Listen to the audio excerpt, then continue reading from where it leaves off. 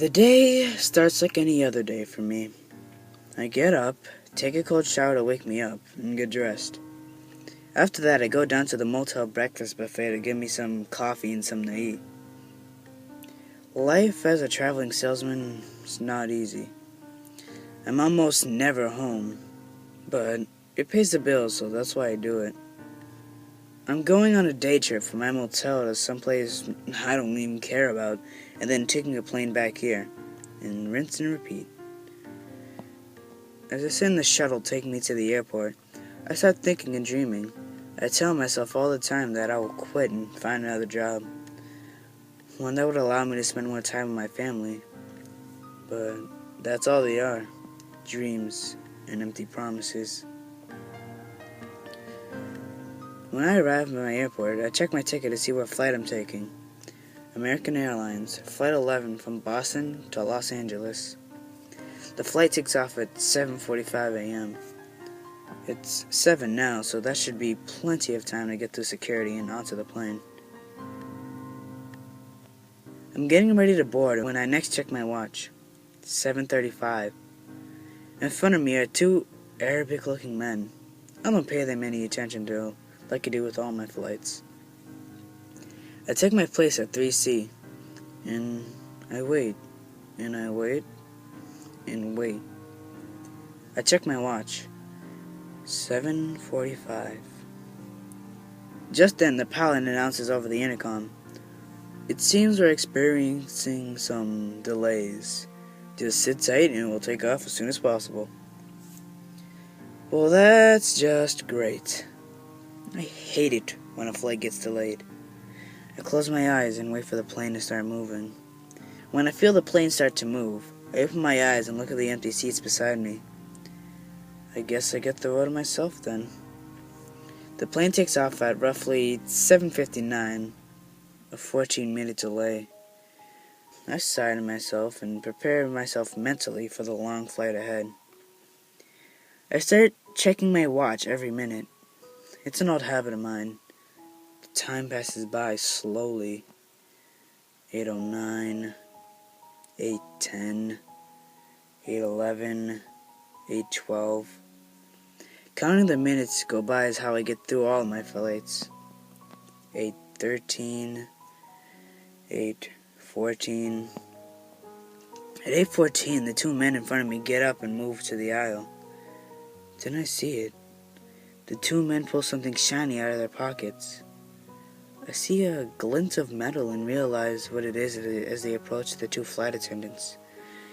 I watch in horror as the two men take the blades and plunge them into the guts of the flight attendants. They pull the blades out quickly and another man gets up and races to the cockpit. I just sit there frozen in shock as I watch one of the men who stabbed the flight attendants calmly wipe off the blood on his pants. I think someone screams. I don't know. I just know that I was consumed with fear. I frantically moved to the window seat, wanting to be far away from what was going on. I don't want to die. That's all I can think about is how I so desperately wanted to live. I'd do the only thing I can do. I check my watch. 8:18, 8:19, 8:20. I hear crying, but I just block it out. 8:22, 8:23. At 8:24, there was an announcement. A voice with a Middle Eastern accent is heard over the intercom. "We have some planes. Just stay quiet and you'll be okay. You're returning to the airport and nobody move. Everything will be okay. If you try to make any moves, you'll endanger yourself on the plane. Just stay quiet.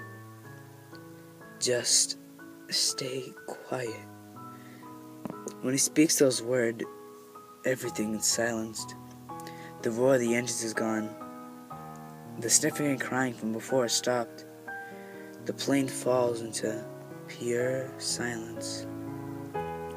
My watch stops as if it too has been silenced. I'm barely holding it together. want to desperately cry out and end the silence, but my voice won't work. I can't even move.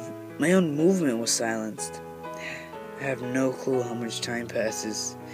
I do the only thing I can do. I think about my family. The moment this plane lands back at the airport, I'm gonna go home and quit my job and devote my entire life to my family. But in the soul-crushing silence is a moment of doubt. But what if you don't come back? What if you die here? No, I can't think like that. But what if... No!